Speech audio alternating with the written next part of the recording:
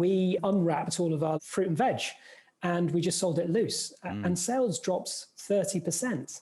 Now that's not sustainability because I've got 30,000 people who depend on a paycheck each week. Plant-based is now our fastest growing frozen category. We've got the widest range of frozen plant-based foods in the world now, which is really exciting because one of the best things you can do is to cut down certain types of meat consumption. And I think consumers are really responding well to that. I think we've all got to change. Certainly government needs to provide the framework, business needs to change, but actually consumers need to change their habits as well. We've all got a role to play. I'll tell you an interesting experiment. Because we're getting out of plastic entirely, we pledged to get rid of the stuff entirely by the end of 2023. We unwrapped all of our fruit and veg and we just sold it loose and sales dropped 30%.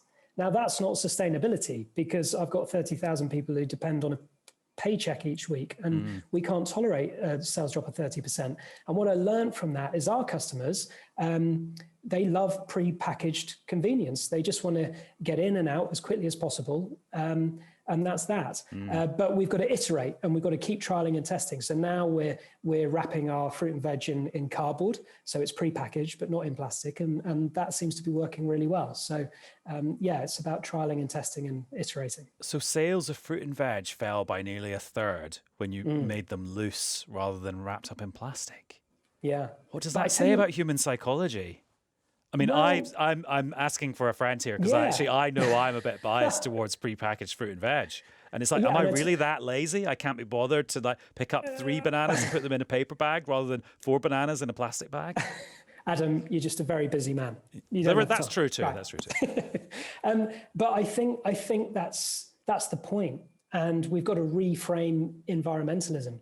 It can't be starry-eyed thinking and thinking we're going to change human psyche. We've got to make it affordable. We've got to make it relevant and relatable. We've got to democratize environmentalism and appreciate that people do want prepackaged convenience. By the way, I'm the same, especially through the pandemic. I quite liked the sterile, nature of prepackaged fruit and veg. I didn't want to root through huge mountains of it in supermarkets. So we're all guilty of it. But I think if we're going to win this and we're genuinely going to affect change, then we need to come up with solutions that actually work in reality and are pragmatic. Yeah. So we've been looking back at the pandemic a lot in the last few weeks. How close did the supermarkets get to being in a sort of real crisis? We never were in. No. It was a crisis of demand as opposed to supply.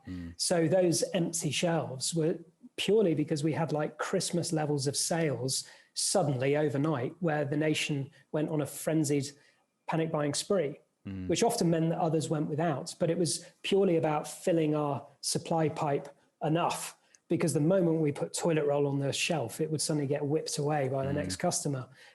It was never an issue with production, but it did shine a light on how compartmentalized our food system is. And, we had strawberries rotting that were destined for Wimbledon. And when Wimbledon was shut, we couldn't repurpose it to retail. The same with flour, the same with white-shelled eggs, because customers won't buy white-shelled eggs. Right. So they're all bound for restaurants, and white-shelled eggs are higher welfare than brown-shelled. So there's all these different things where you think if we could just be a bit more diverse and integrated as a food system, it would help us for the next shock, which might not be a demand side through panic buying. It might be on the supply side because of climate change, if you think of multiple crop failures, etc. So we've got to get more resilient as well as a food system.